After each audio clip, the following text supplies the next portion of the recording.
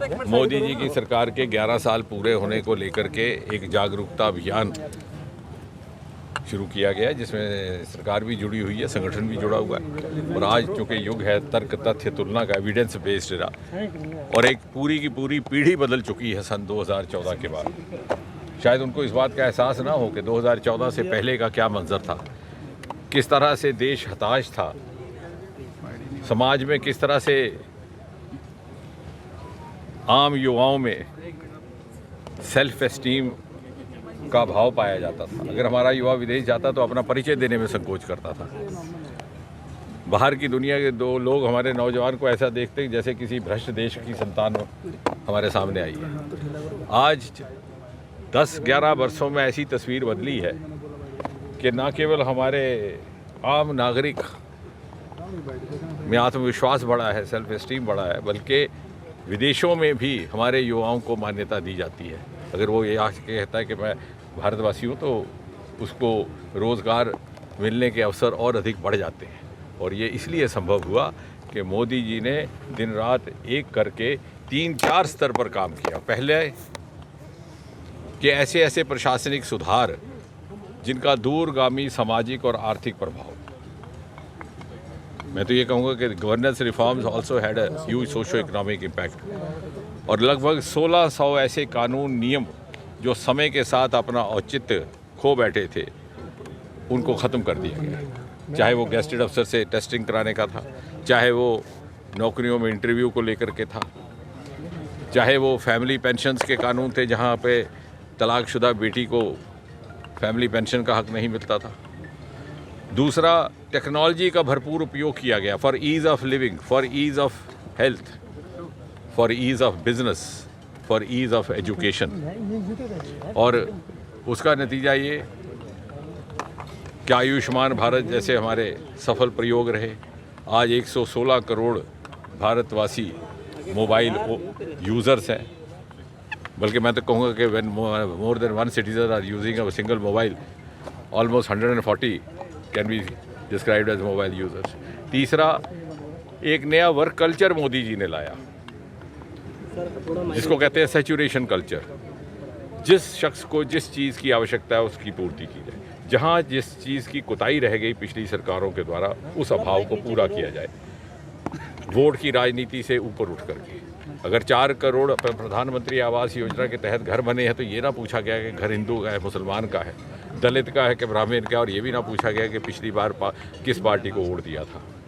एक नई कार्य संस्कृति राजनीति में लाने का काम मोदी जी ने किया। इसी प्रकार चाहे उज्ज्वला के गैस, जब 10 करोड़ गृहिणियों के घर पहुंचा तो ये ना पूछा गया कि किस पार्टी को वोट देती हैं। इसी तरह अन्य योजनाओं की भी बात कर लें, लंबी सूची है।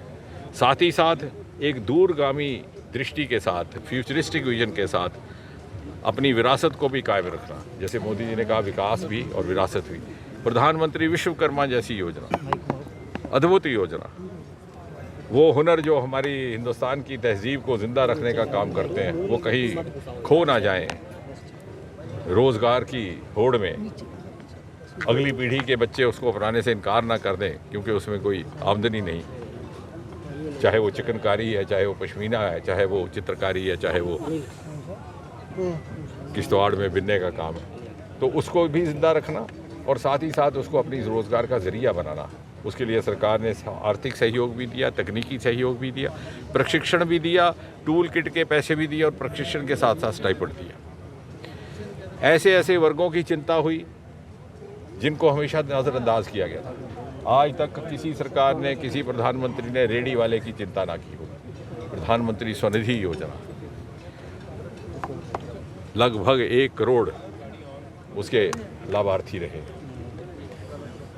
और कई एक ऐसे कानून जो अंग्रेज़ों के समय से चले आ रहे थे उनको समाप्त करने का काम हुआ। जो कुरीतियाँ थी, जैसे सर्टिफिकेट टेस्ट कराना, dubious legacy of the British empire, महिलाओं के सशक्तिकरण के काम। और मोदी जी ने प्रधानमंत्री बनते ही सन 2014 में पहली बात कही थी कि मेरी सरकार गरीब को समर्पित, और इसी परिभाषा को 2-3 साल के बाद उन्होंने कुछ इस तरह से रखा कि मैं केवल 4 वर्गों को जानता हूँ, गरीब, किसान, महिला और युवा। और आप देखेंगे जितनी भी योजनाएं हुई वो इन्हीं वर्गों के केंद्र हैं। साथ ही साथ ऐसे सेक्टर्स एक्सप्लोर किए गए जिन्हें पहले कभी ना तराशा गया ना तलाशा गया। स्पेस, इसरो का जन्म सन 1969 में हुआ जब अमेरिका ने पहला मानव उतारा था, लेकिन साउथ पोल चंद्रमा पर पहुंचने वाले सबसे पहले हमारे चंद्रयान 3 थे। और आज स्पेस इकोनॉमी इतनी तेज़ रफ्तार से बढ़ रही है कि हम $8 मिलियन हैं, लेकिन 8-10 साल में 5 गुना बढ़ करके इकॉनमी का कहने की आवश्यकता नहीं, 10वें दर्जे से 4थे दर्जे पर आ गए। ग्लोबल इनोवेशन इंडेक्स में से 80 से 39 पहुंच गए। पेटेंट फाइलिंग में 6ठे दर्जे में आ गए। स्टार्टअप में महज हम 350 हुआ करते थे, आज 1,70,000 तक पहुंच गए, तीसरे दर्जे पर आन खड़े हुए। इसी तरह हमारे समुद्री सरमाए, डीप ओशन मिशन, इसकी भी घोषणा मोदी जी ने की।